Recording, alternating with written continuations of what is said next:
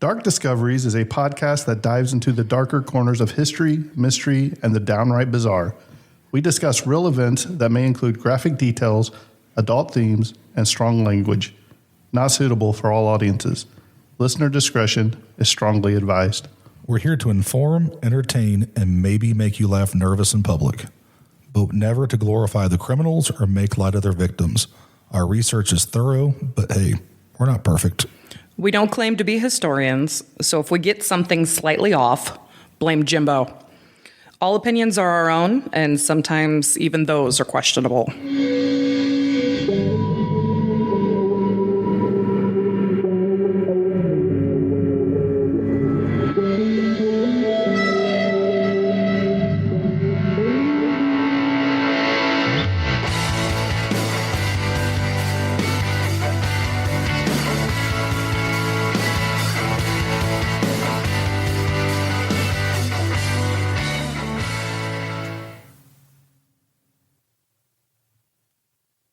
The Devil Across the Atlantic.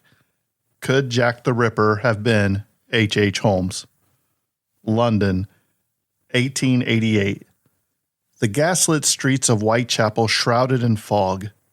A predator lurks in the shadows, swift, merciless, and never caught. His name? Jack the Ripper. A name etched into history, more legend than man. Across the Atlantic, another killer emerges. H.H. Holmes, charming, calculating, and deadly. He's the mastermind behind the Chicago murder castle. 2 men, 2 cities, 2 reigns of terror. Or were they one and the same? What if the Ripper didn't vanish into thin air, but instead boarded a ship to America, perfecting his craft in the dark corridors of the Chicago World's Fair? I'm Jimbo. And I'm Dustin. And this is Dark Discoveries, where we peel back the layers of history, myth, and murder to explore one of the most chilling possibilities in true crime history. Could Jack the Ripper have been H.H. Holmes? Part 1, Jack the Ripper. Almost everyone is familiar with Jack the Ripper. From books to movies, he has been engraved as almost a legend. But for the sake of safety, I'm going to assume some people do not. Jack the Ripper was a serial killer, which was not even a term used back then. In fact, one of the earliest contenders would be from a German detective in Berlin in 1930 named Ernst August Ferdinand Gnat, which terrorized the impoverished Whitechapel district of London, England in 1888. He is also known as the Whitechapel Murderer and Leather Apron. Now, a little bit of background of what was happening around the city at this time. What was Whitechapel like at this time?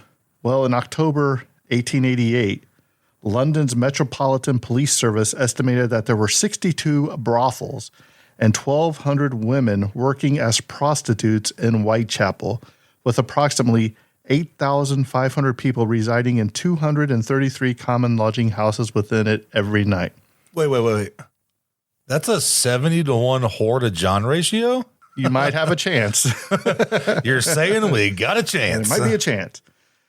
They had nightly prices on a coffin bed being 4 pence and a lean-to or hangover rope stretching across the dormitory being 2 pence per person. There was economic hardships due to social tensions. Frequent demonstrations led to police intervention and public unrest such as Bloody Sunday in 1887. Anti-Semitism, crime, racism, social disturbance, and severe deprivation led to Whitechapel being known as a den of immorality. To say that this area would be an understatement. It's very poor. Very, very poor. I guess you could say it is the slums of England. So you're going to say it's the Muncie, Indiana of England. This is true. I've been to Muncie. I'm from Muncie, so let's just say Elkhart, because they got it pretty bad, too. This is true. The murders. The Whitechapel murders were committed in or near the impoverished Whitechapel district in the East End of London between the 3rd of April, 1888, and the 13th of February, 1891. At various points, some or all of these 11 unsolved murders of women have been ascribed to the notorious unidentified serial killer known as Jack the Ripper. There is 5 that are really considered the canonical 5 that most people associate with being aligned with Jack the Ripper, but as stated previously, a lot of them can be pointed to him, so we're going to dive into them and talk about how they died. So the 11 victims were Emma Elizabeth Smart, Martha Tambrum, Mary Ann Polly Nichols, Annie Chapman, Elizabeth Stride, Catherine Eddowes, Mary Jane Kelly, Rose Milet, Alice McKenzie, Frances Coles, and an unidentified woman that were all engaged in prostitution. Smith was sexually assaulted and robbed by a gang. Tabram was stabbed 39 times. Nicole, Chapman, Stride, Eddowes, Kelly, McKenzie, and Coles had their throats cut. Eddowes and Stride were murdered on the same night within approximately an hour and less a mile apart. So, I mean, you're talking about quick turnaround. Oh, yeah. It's like, well, they're looking at this one, he's already committing another one, or she, which we'll talk about in another episode. So the press is already having a field day with this, we'll come to find out. So there's also another body that was unidentified, but it was dismembered, and they don't know the exact cause of her death either. So we'll talk about these. So a little bit about the background. In the late Victorian era, Whitechapel was considered to be the most notorious criminal rookery in London. The area around Flower and Dean Street was described as perhaps the foulest and most dangerous street in the whole metropolis. So you're talking about bad part of town. So it's like Chicago, New York, and the why the you always 30s. got to say Chicago, New York? 'Cause in the U.S., that's where it was pretty bad. So I mean, is that just the it's like Skid Row of today. Is that the reputation that these places have portrayed now? I would say so. I mean, it's pretty rough. Okay. Robbery, violence, and alcohol dependency were commonplace. So, the poor stay poor and they depend on other things. They have to rob Peter to pay Paul. The district was characterized by extreme poverty, substandard housing, poor sanitation, homelessness, drunkenness, and endemic prostitution. All the identified victims of the Whitechapel murders lived within the heart of the rookery in Spitalfields. Spitalfield, not Spitfields. It's a Spitalfield. Spitalfields, including 3 in George Street, later named Lulworth Street, 2 in Dorset Street, 2 in Flower and Dean Street, and 1 in Thrall Street. You got to remember the police and criminal forensics at this time, techniques such as fingerprinting analysis, they weren't used. Wasn't that like the 1900s and like the 10s or 20s when they started to really get into fingerprints? Something like that, but also like not even blood typing had been invented yet. You know what I mean? So you're talking about like just early on, very primitive time when it comes to crime solving. right? And imagine how far we've came today, Yeah. like DNA testing, analysis, and all that. And we'll talk about some of that when we talk about some of the evidence in the Jack the Ripper case. Just too. the 60s till now, it's gotten so much better. So again, if you could get some of this information into a forensic pathologist's hands with enough samples, you could maybe solve it. Right. So all in all, 11 deaths in or near Whitechapel between 1888 and 1891 were gathered into a single file referred to in the police docket as the Whitechapel murders. Much of the original material has been stolen, lost, or destroyed. How oftentimes do we see stuff like that happen? When it's a cover-up, you're going to lose or destroy evidence. Just JFK saying. files, anybody? All right, so let's talk about the victims and the investigation. We don't like to glorify the murderer or suspected murderers, but when you talk about the victims, they deserve to be remembered too. And just because that they were of a different time and era, maybe from a different social, economic standpoint, racial. They were still mothers, daughters, sons. Right. Those ladies were somebody's daughter. Yep. They were just trying to make a living. I mean, They may not all be mothers, but they were all daughters. Yep, absolutely. Okay. So when we talk about these, we're doing this with the utmost respect because we want to try and promote awareness.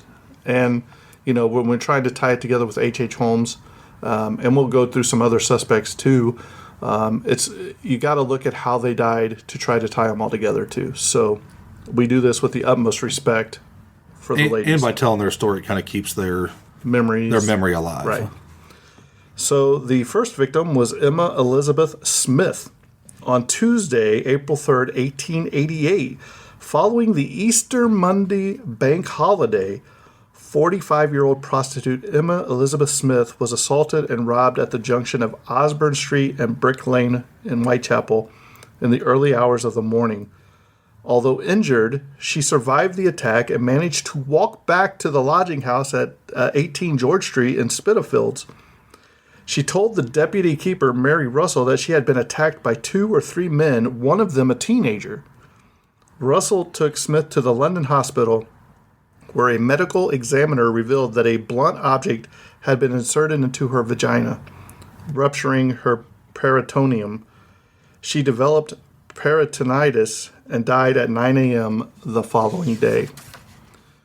Walter Dew, a detective constable stationed with the 2nd Division, later wrote that he believed Smith to be the first victim of Jack the Ripper, but his colleagues suspected her murder was the work of a criminal gang instead.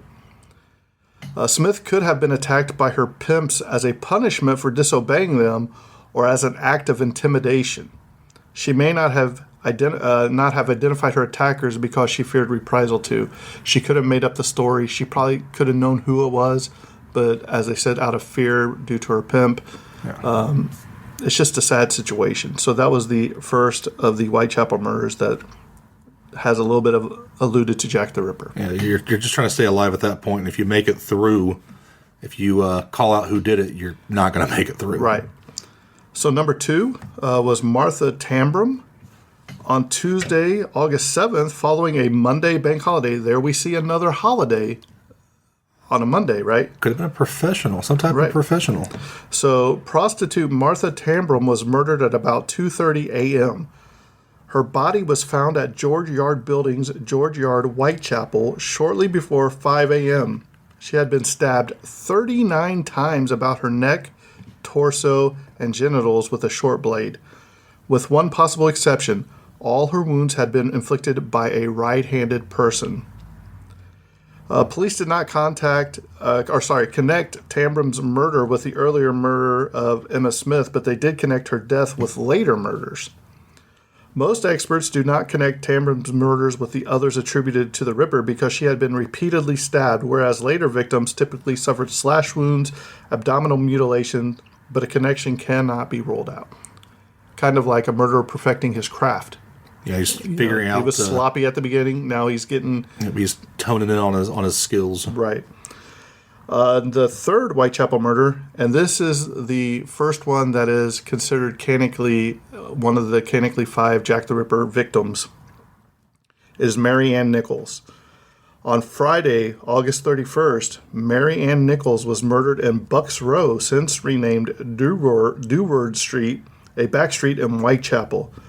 Her body was discovered by cart driver Charles Cross at 3:45 a.m. on the ground in front of a gated stable entrance. Her throat had been slit twice from left to right, and her abdomen was mutilated by a deep, jagged wound. Several shallower incisions across the abdomen and 3 or 4 similar cuts on the right side were caused by the same knife used violently and downwards. Initial investigations into the murder had little success, although elements of the press linked it to the 2 previous murders and suggested that the killing might have been perpetrated by a gang, as we stated with the first lady we talked about, as in the case of Smith. That was her name, Smith. The Star, which I guess was the newspaper at that time, suggested instead that a single killer was responsible, and other newspapers took up their storyline. Again, they're starting to spread a little bit of misinformation. They're glorifying them, so they're putting fear into the people. Yep, trying to sell newspapers. Right. Suspicions of a serial killer at large in London led to the secondment of Detective Inspectors Frederick Alberline, Henry Moore, and Walter Andrews from the Central Office at Scotland Yard.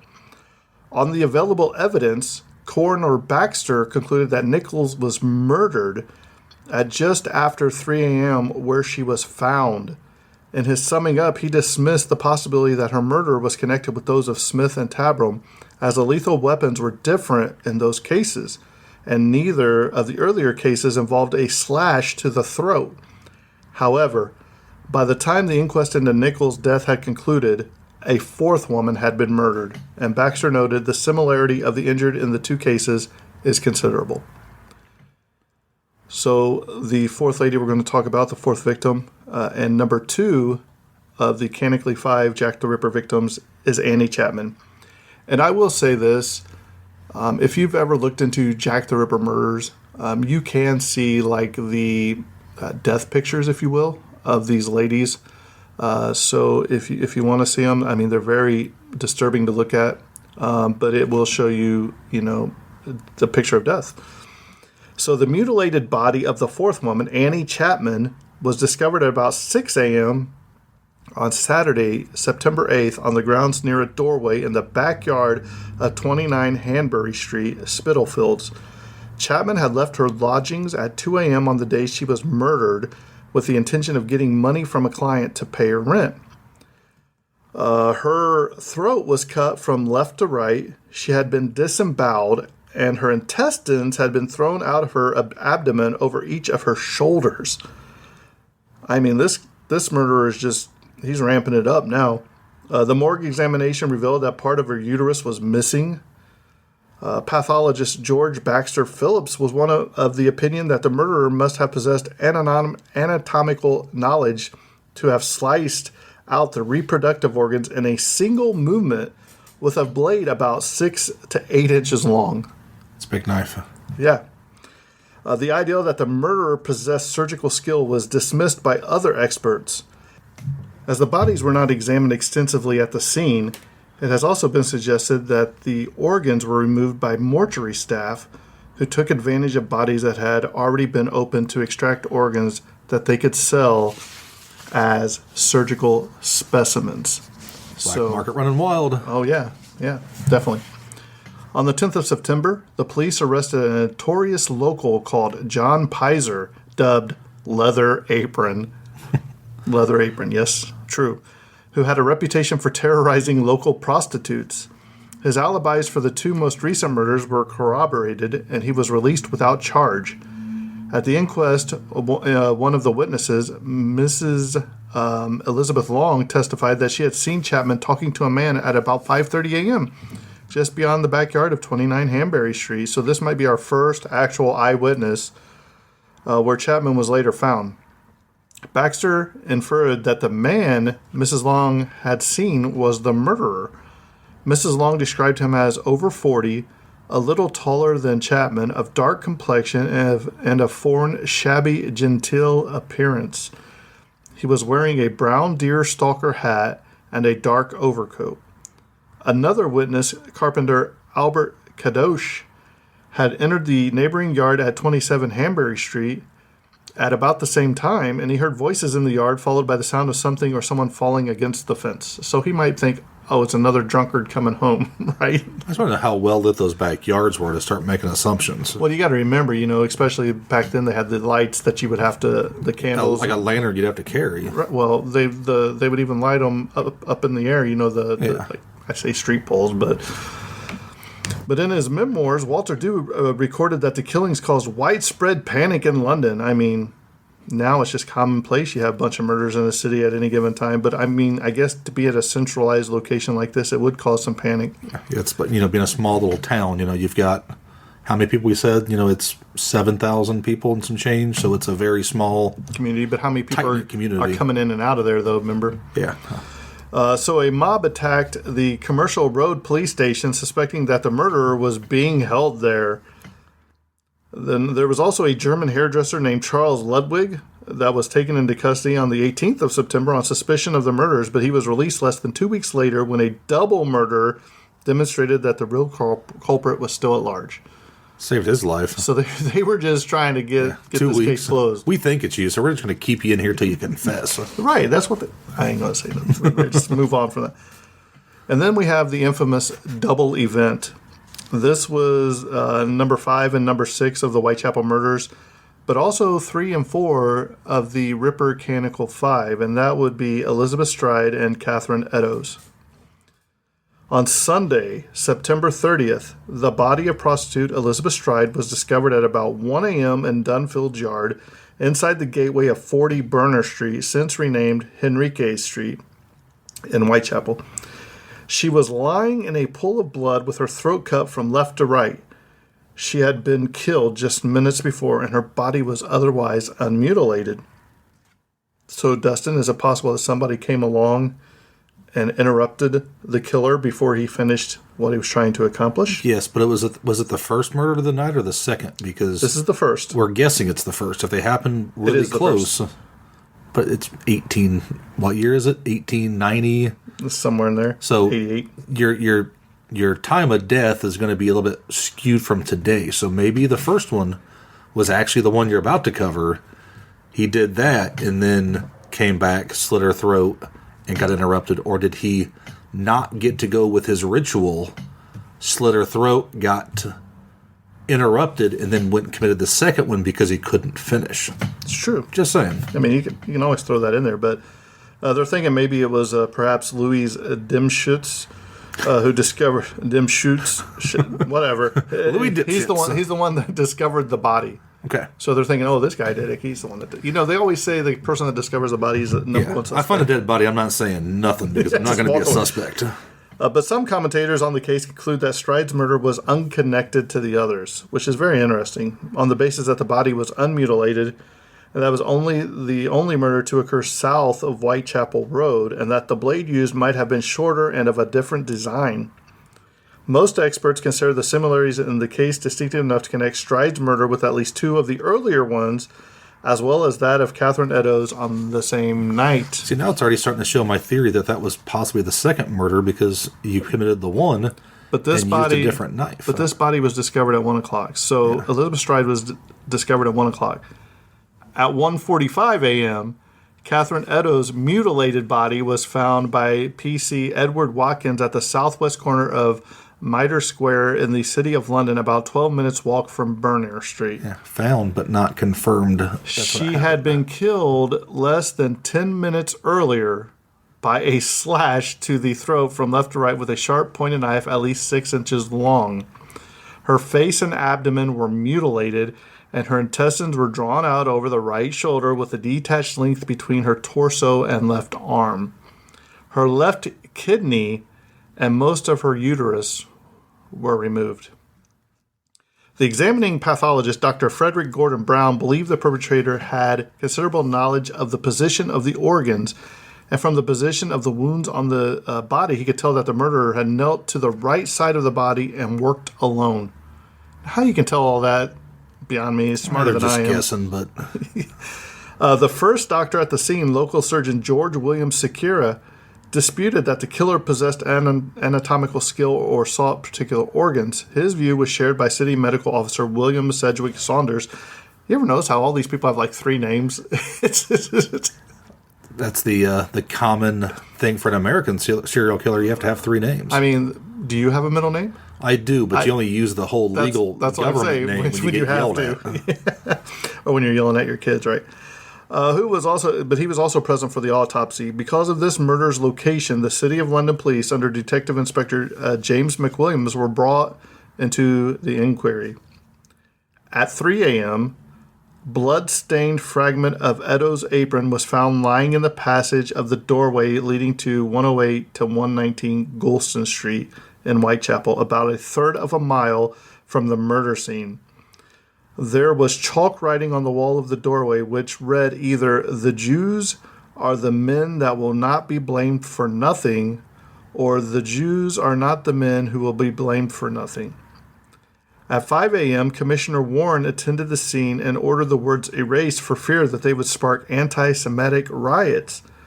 Goulston Street was on a direct route from Mitre Square to Flower and Dean Street, where both Stride and Eddowes lived. So now, could it be racially motivated? Or is that just a cover-up? That's what I'm saying. We don't know yet, do we? We'll never know. Maybe. We haven't talked about HH Holmes yet, but we'll see. The Middlesex coroner Wynne Baxter believed that Stride had been attacked with a swift, sudden action. She was still holding a packet of breath-freshening sweets in her left hand when she was discovered. Let me freshen that breath up for you. Right. So for our young listeners, that's bubble gum. Her breath mints, right? Well, Altoids, I guess. Indicating that she had not yet had time to defend herself. So she was like, oh, let me pop this in. A grocer, Matthew Packer, his name is Packer, and he's a grocer. That's kind of funny. But he applied to private detectives employed by the Whitechapel Vigilance Committee that he had sold some grapes to Stride and the murderer. So here we have a true eyewitness, or is he just covering up? However, he had told the police that he had shut his shop without seeing anything suspicious. At the inquest, the pathologist stated emphatically that Stride had not held, swallowed, or consumed grapes. It's good to know. If you do not have grapes in your poop, you cannot convict. They described her stomach contents as cheese, potatoes, and farinaceous powder, which is flour or milled grain, for those of us that did not know like I did. Nevertheless, Packer's story appeared in the press. So once again, he went to the press, and what's the press do? The press is going to print news because that's what they do. You get paid to make stuff up. The old National Enquirer, that thing's still around, man. So let's see here. So Packer's description of the man did not match the statements by other witnesses who may have seen Stride with the man shortly before her murder. But two of the descriptions differed.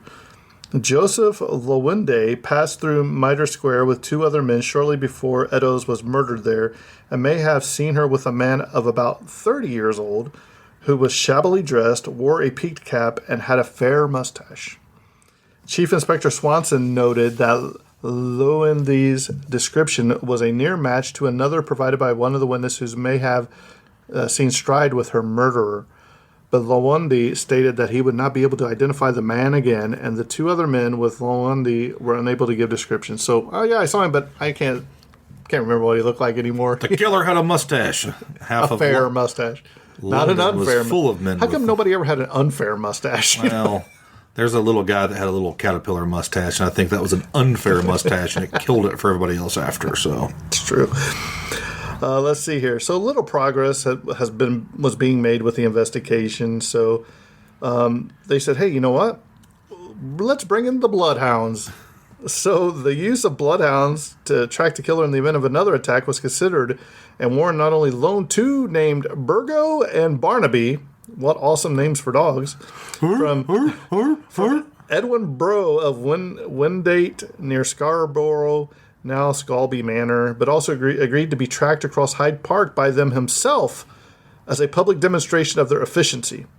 The idea was abandoned because the trail of scents was confused in the busy city, the dogs were inexperienced in an urban environment, and Bro was concerned that the dogs would be poisoned by criminals if their role in the crime detection became known. So, hey, yeah, we're going to track these, but they're not really dependable. They're in the city. It's like using a psychic today. Oh, wow. So that brings us to our seventh victim. This is an unidentified female. You know, it always amazes me when you find, even today, unidentified bones, bodies. This person had to have a family somewhere.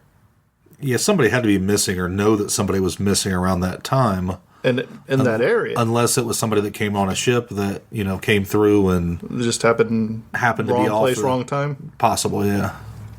So on Tuesday, October 2nd, an identified female torso was found in the basement of New Scotland Yard, which was under construction. It was linked to the Whitechapel murders by the press, but it was not included in the Whitechapel murders file, and any connection between the two is now considered unlikely. The case became known as the Whitehall Mystery. On the same day, the psychic Robert James Lees visited Scotland Yard and offered to track down the murderer using paranormal powers. The police turned him away and called him a fool and a lunatic. But let me ask you a question, Dustin. At this time, if you had a psychic walk by and say, "Hey, let me help you with the investigation," you haven't gotten anywhere with it. Would you have offered? Would you? I'd entertain it. That's what I said. If Why anything, not? it entertains you. But Or is it just a waste of time and money? But I'm saying if you're really trying to catch the killer, I think I would entertain any and all help that I could get. yeah, when you're desperate, you'll do desperate things. Right. But I mean, that could have solved and saved. That could have solved the Ripper murders, the Whitechapel murders, maybe other victims, and maybe stopped other murders before they happened. Yeah, it's better than their theory of let's just arrest whoever finds the body. Yeah, arrest them until somebody else is killed. Because the killer's gonna, oh, hey, look, I found this dead body over here. Let me hide my bloody leather apron. And that's something I've always thought about is any of these eyewitnesses, are they actually the murderer? They had time. Oh, I was walking by at 3:30. Yeah, but I killed him at like 1:30 and I went home, burnt my clothes. And how many times has killers been hiding in plain sight? We find them, how many times have you passed one on the interstate? What's the number? You I don't pass, know.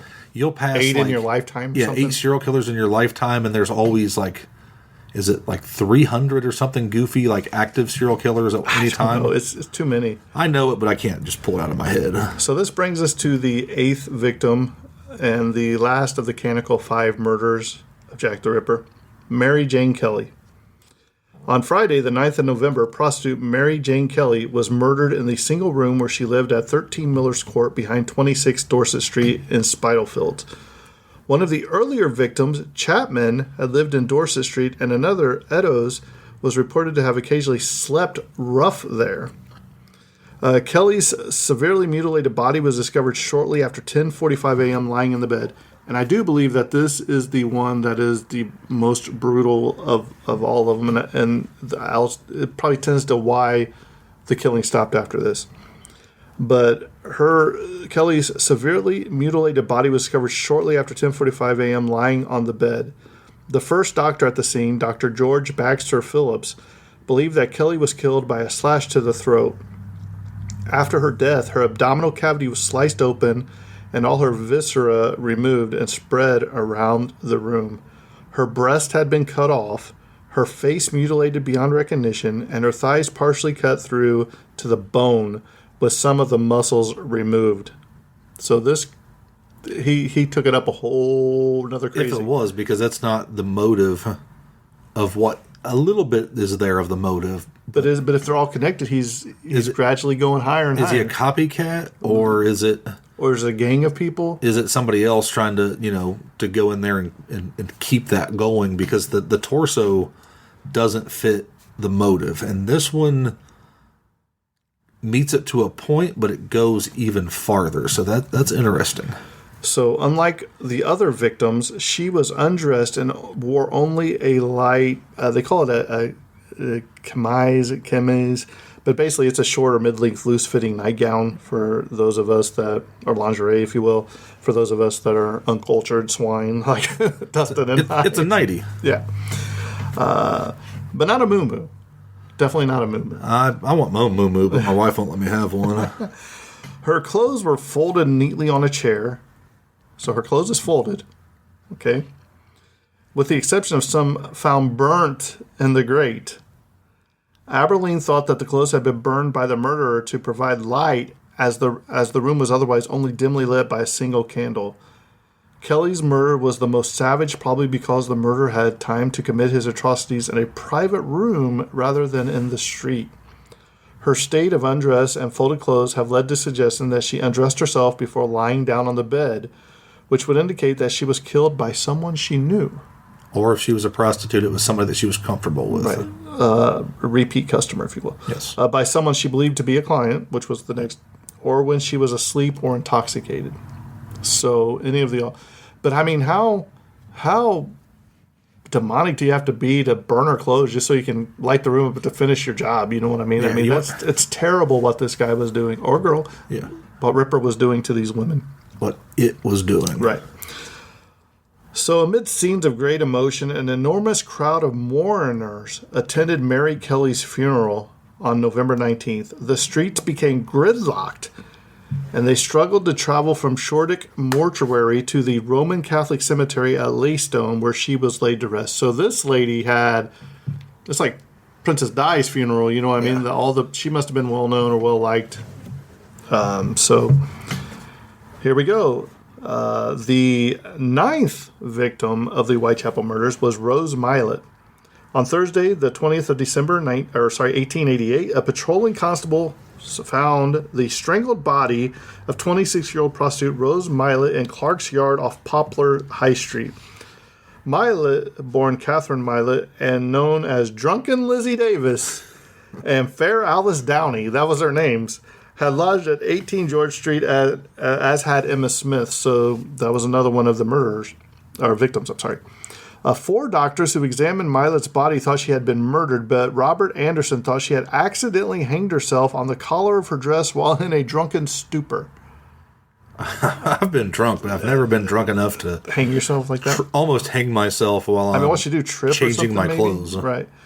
At Anderson's request, Dr. Bond examined Milett's body and he agreed with Anderson. Commissioner Monroe also suspected it was a suicide or natural death as there were no signs of a struggle.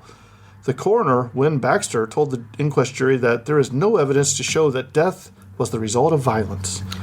That could have been something with chloroform or something like that. Were they able to detect that back then? Well, you got to remember, this is the forensic times. Back then, we've seen you commit this murder, so we're going to arrest you. That's their that's their technology. They didn't have Ring doorbells back then there, Dustin. Nevertheless, the jury returned a verdict of willful murder against some person or persons unknown, and the case was added to the Whitechapel file. Or was it an accidental death? We may never know. The 10th victim, Alice McKenzie. Alice McKenzie was possibly a prostitute and was murdered at about 12:40 a.m. on Wednesday, the 17th of July in 1889 in Castle Alley, Whitechapel. Like most of the previous murders, her left carotid artery was severed from left to right, and there were wounds on her abdomen. Her wounds were not as deep as in previous murders, and a shorter blade was used. Commissioner Monroe and one of the pathologists examining the body, Bond, believed this to be a Ripper murder, although another of the pathologists, Phillips and Robert Anderson, disagreed, as did Inspector Aberline. Later writers are also divided and either suggest that Mackenzie was a Ripper victim or that the unknown murderer tried to make it look like a Ripper killing to deflect suspicion from himself. At the inquest, Coroner Baxter acknowledged both possibilities included, quote, "There is great similarity between this and the other class of cases which have happened in this neighborhood, and if the same person has not committed this crime, it is clearly an imitation of the other cases." So what we have here? Copycat. Yep, 2 murderers, at least. At least. Maybe. It could be Jack the Ripper making it look like Jack the Ripper murdered to blame it on somebody else, so then you would have a copycat, right? That's my little peanut brain can't take all that copycat. Copy. The 11th victim, the Pension Street torso. A woman's torso was found at 5:15 a.m. on Tuesday, the 10th of September, 1889, under a railway arch in Pension Street, Whitechapel. Extensive bruising around the victim's back, hip, and arm indicated that she had been severely beaten shortly before her death, which had occurred approximately 1 day prior to the discovery of her torso. The victim's abdomen was also extensively mutilated in a manner reminiscent of the Ripper, although her genitals had not been wounded. The dismembered sections of the body are believed to have been transported to the railway arch, hidden under an old nightgown, if you will, again. The age of the victim was estimated at 30 to 40 years old. Despite a search of the area, no other sections of her body were ever found, and neither the victim nor the culprit were ever identified. Can't you just cut her open and see how many rings she has to see how old she is? 30 to 40 is a huge window. I mean, but how often do you see that when they're like, oh, this murder suspect, we believe he's between 19 and 63. But you got a victim that they she's either 30 or she's 40 or maybe she's 50. But if it's just a torso, that's an awful small amount. So I don't know. You don't have like the reproductive organs and fingerprints and stuff like that. So maybe I guess that's okay for him because it was just a torso. Right. So Chief Inspector Donald Swanson and Commissioner James Monroe noted that the presence of blood within the torso indicated that the death was not from hemorrhage or cutting of the throat, but the pathologist found that the general bloodlessness of the tissues and vessels indicated that the hemorrhage was the cause of death. Newspaper speculations that the body belonged to Lydia Hart, who had disappeared, was refuted after she was found recovering in a hospital after a bit of a spree. So it wasn't her. Another claimed that the victim was a missing girl named Emily Barker, who also refuted, as the torso was from an older and taller woman. So Swanson did not consider this a Ripper case, and instead suggested a link to the Times torso murders in Rainman and Chelsea, as well as the Whitehall mystery. So the earlier torso we talked about. Monroe agreed with Swanson's assessment that these three murders and the Pension Street case are suggested to be the works of a serial killer nicknamed the Torso Killer, who could either be the same person as Jack the Ripper or a separate killer of uncertain connections. And there we have the police on it as the sirens go by. Links between these and three further murders, the Battersea mystery of 1873 and 1874, in which two women were found dismembered, and the 1884 Tottenham Court Road mystery, have also been postulated. Experts on the murders, colloquially known as Ripperologists. Dustin, are you a Ripperologist or are you a Holmesologist? After this, I think I'm more of a Holmesologist. But such as Stuart Evans, Keith Skinner, Martin Fido, and Donald Rumbelow, discount any connection between the torso and the Ripper killings on the basis of their different modus operandi. The 12th victim, Frances Coles. The last of these murders in the Whitechapel file was committed on Friday, the 13th of February, 1891, when prostitute Frances Coles was murdered under a railway arch in Swallow Gardens, Whitechapel. You notice that, the torso and some of these things have been found, under train arches. Places you can hide. Right. Her body was found at 2:15 a.m., only moments after the attack, by P.C. Ernest Thompson, who later stated that he had heard retreating footsteps in the distance. As contemporary police practices dictated, Thompson remained at the scene.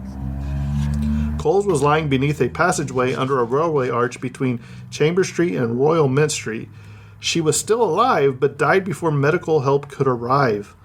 Minor wounds on the back of her head suggested that she was thrown violently to the ground before her throat was cut at least twice, from left to right, and then back again. Otherwise, there were no mutilations to the body, leading some to believe that Thompson had disturbed her assailant. Superintendent Arnold and Inspector Reed arrived soon afterwards from the nearby Lemon Street Police Station, and Chief Inspectors Donald Swanson and Henry Moore, who had been involved in the previous murder investigations, arrived by 5 a.m. A man named James Sadler, who had earlier been seen with Coles, was arrested by the police and charged with her murder. A high-profile investigation by Swanson and Moore into Sadler's past history and his whereabouts at the time of the previous Whitechapel murders indicates that the police may have suspected him to be the Ripper. Sadler was released on March 3rd for lack of evidence.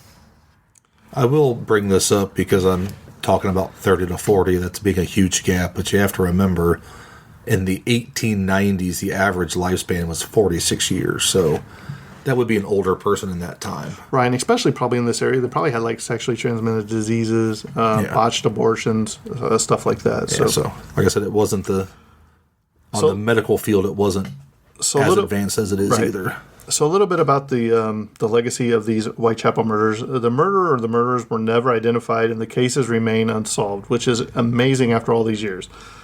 But then again, they've probably lost evidence, files. We'll talk about a lot of that You've stuff. probably had 1,000 deathbed confessions that you were Jack the Ripper. Copycat murders. Yeah. And we'll talk about that when we get into some of the suspects. But sensational reportage and the mystery surrounding the identity of the killer or killers fed the development of the character Jack the Ripper, who was blamed for all or most of the murders. Hundreds of books and articles discuss the Whitechapel murders and they're featured in short stories, comic books, television shows, and multiple genres. But the bad thing is the poor of the East End had long been ignored by affluent society, but the nature of the Whitechapel murders and the victims' impoverished lifestyles drew national attention to their living conditions. So if there's one thing positive that came out of this, it's, hey, look at how these people are living. The murders galvanized public opinion against the overcrowded, unsanitary slums of the East End that led to demands for reform. On the 24th of September, 1888, George Bernard Shaw, who was a famous, poet or writer, one of the two, commented sarcastically on the media's sudden concern over social justice in the letter to the Star newspaper. Whilst we conventionally social democrats were wasting our time on education, agitation, and organization, some independent genius had taken the matter in hand and by simply murdering and disemboweling women converted the propriety press to an inept sort of communism. That's such a strong statement. Yeah. Acts of Parliament such as the Housing of the Working Class Act 1890 and the Public Health Amendment Act of 1890 set minimum standards for accommodation in an effort to transform degenerated urban areas. The worst of the slums were demolished in the 2 decades following the Whitechapel's murder. No document in the Whitechapel murders files dates after 1896. And now we're going to talk about the letters. The police, newspapers, and media received hundreds of letters regarding this case, and hundreds of letters claimed to have been written by Jack the Ripper himself. The 3 most prominent letters are the Dear Boss letter, the Saucy Jackie postcard, and the From Hell letter. Let's take a look at these 3 letters individually. Dustin, I'm going to have you read each of these letters when I tell you to. The Dear Boss letter is dated September 25th and postmarked September 27th, 1888. It was received that day by the Central News Agency and was forwarded to Scotland Yard on the 29th. Dustin, please read the Dear Boss letter. Dear Boss, I keep on hearing the police have caught me, but they won't fix me just yet. I have laughed when they look so clever and talk about being on the right track. That joke about leather apron gave me real fits. I'm down on whores and I shan't quit ripping them till I do get buckled. Grand work the last job was. I gave the lady no time to squeal. How can they catch me now? I love my work and want to start again. You will soon hear from me. With my funny little games, I saved some of the proper red stuff in a ginger beer bottle over the last job to write with, but it went thick like glue and I can't use it. The red ink is fit enough, I hope. Ha ha. The next job I shall clip the lady's ears off and send them to the police officers. For the jolly, wouldn't you? Keep the letters back till I do a bit more work, then give it out straight. My knife's so nice and sharp. I want to work right away if I get the chance. Good luck. Yours truly, Jack the Ripper. Don't mind me giving the trade name. P.S. Wasn't good enough to post this before. I got all the red ink off my hands. Curse it. No luck yet. They say I'm a doctor now. Ha ha. At first, it was thought to be a hoax, but when Eddowes was found 3 days after the letters were postmarked with a section of one ear cut from her body, it was written with red ink. The letter claims responsibilities of the murders with details the public did not know about. It was also signed by Jack the Ripper, the first recorded use of that name. The authenticity of this letter is disputed and was a fake inserted to the police records in the 20th century. So people say, hey, this is a fake. This is just a way to keep it in the spotlight. The next thing that was sent was the Saucy Jackie postcard that was postmarked October 1st, 1888, and was received the same day by the Central News Agency. The handwriting is similar to the Dear Boss letter and mentions the murderers committed on the 30th of September, which is referred to by the author as a double event this time. It has been argued that it's unlikely a prank because the postcard was posted before the murders were publicized. However, it is postmarked more than 24 hours after the killings occurred, and you know how journalists are, and of course the gossip of the little community in Whitechapel, they were already well informed. So Dustin, please read the Saucy Jackie postcard. I was not coddling dear old boss when I gave you the tip. You'll hear about Saucy Jackie's work tomorrow. Double event this time. Number one squeal a bit. Couldn't finish straight off. Had not time to get ears off for police for keeping the last letter back till I got to work again. Jack the Ripper. The last letter we're going to look at is the From Hell letter, which was received by George Lusk, leader of the Whitechapel Vigilance Committee on October 16th, 1888. The handwriting is unlike the previous two. With this letter came a small box. Inside of the box was a half-human kidney preserved in the spirits of wine, or ethanol, if you will. Edo's left kidney had been removed by the killer. The writer claimed that he fried and ate the other half. Dustin, please read the From Hell letter. Mr. Lusk, sore, I send you half a kidney. I took from one woman, preserved it. He didn't spell this stuff very good. I'm struggling here. For you, tother piece I fried and ate. It was very nice. I may send you the bloody knife that took it out if you only wait a while longer.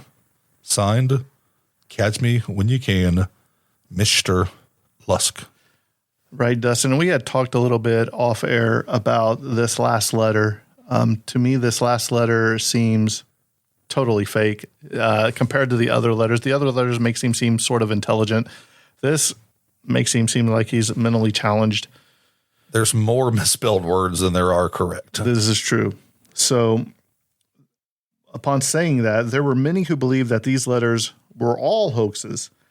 A journalist by the name of Tom Bullen was identified in a letter from Chief Inspector John Littlechild to George R. Sims dated September 23rd, 1913, and he was identified as the person who sent the Dear Boss and the Saucy Jackie postcard to keep the circulation of the newspaper sky high. In 1931, a journalist named Fred Best reportedly confessed in 1931 that he and a colleague at the Star, I guess is a newspaper, had written the letter signed Jack the Ripper to heighten interest in the murders and keep the business alive. Dustin, do you think these letters are genuine or are they fake? Who had the most to gain with these letters being published? The newspaper. They're going to profit from it. So you keep that the terror going. It's going to sell papers. They want to know what's going on. They're going to, eat it up every time it comes out. I do not think one person wrote all three letters. I'm going to say three separate people did it because they're totally different. They're not many things that you can link that's going to be the same thing from letter to letter to letter. Do you think any of them was actually written by the Jack the Ripper? You said there were several ones that were wrote. These are the most prominent. I would say the first one would probably be Dear Boss, probably the most likely to be the first one or the real one, because if you have a guy that's killing people, he's wanting some attention from it. He wants notoriety. Publicity. And this gives him that publicity. Mm-hmm. To me, I think probably the first and the second letter sound like they could come from Jack the Ripper, because there are things that were mentioned that the common public did not know about. But then again, you read that the journalists were on the scene. You know how gossip goes, telephone, tell a friend. And how does the story twist and turn by the time it gets back to you? So there could be that too. And it could just be somebody just wanting to poke at the police because they're not doing their job. Or if you're a criminal and you're kind of operating on the fringes of the law, they're focusing on this case, stuff's popping up, you're kind of skating around scot-free. So exactly. And like I said, you're getting a little bit of cannibalism in the last letter. That's not really been the MO as far as we could tell leading up to this. So, that's another thing that just throws a red flag. Right. But it is interesting that her left kidney had been removed, or half of it. So there's a lot of more questions than there are answers there. And was it done with precision? Is it a surgeon that's going in there and cutting this apart, or just somebody hacking off limbs? Well, I think that's why the surgeons and butchers and all them slaughterers, they were all suspects, because it was probably a really good job, is what I'm saying. So let's talk a little bit about the legacy of Jack the Ripper. 2 decades after the Ripper murders, the worst of the slums were cleared and demolished, but some of the buildings and streets survived. The legend of Jack the Ripper is still promoted on various guided tours of the murder sites and other locations pertaining to the case. Jack the Ripper became the boogeyman to the children. You don't go to bed, the boogeyman's going to get you. He was portrayed in film dressed in everyday clothes as a man hidden in secret. By the 60s, he was more portrayed in a top hat dressed up gentleman. He is featured in hundreds of works of fiction. He has appeared in novels, short stories, poems, comic books, games, songs, plays, operas, television programs, and films. More than 100 fiction works deal exclusively with Jack the Ripper, making this case one of the most written about in the true crime drama. In 2006, a BBC History magazine poll selected Jack the Ripper as the worst Briton in history. In 2015, the Jack the Ripper Museum opened in East London. It has attracted a lot of criticism from the mayor and protesters. Similar protest occurred in 2021 when the second Jack the Chipper fish and chips shop opened in Greenwich. I got to give them an A for the name, but it might be in poor taste. But yeah, I don't know if I'm going to eat it. Jack the Chipper. Pretty clever, though. I ain't going to lie. So here's the conclusion. Who was Jack the Ripper, really? Could he have hopped a ship and crossed the Atlantic to become one of the most notorious murderers in North America? Tune in to part 2 next time, where Dustin will be taking a look at HH Holmes.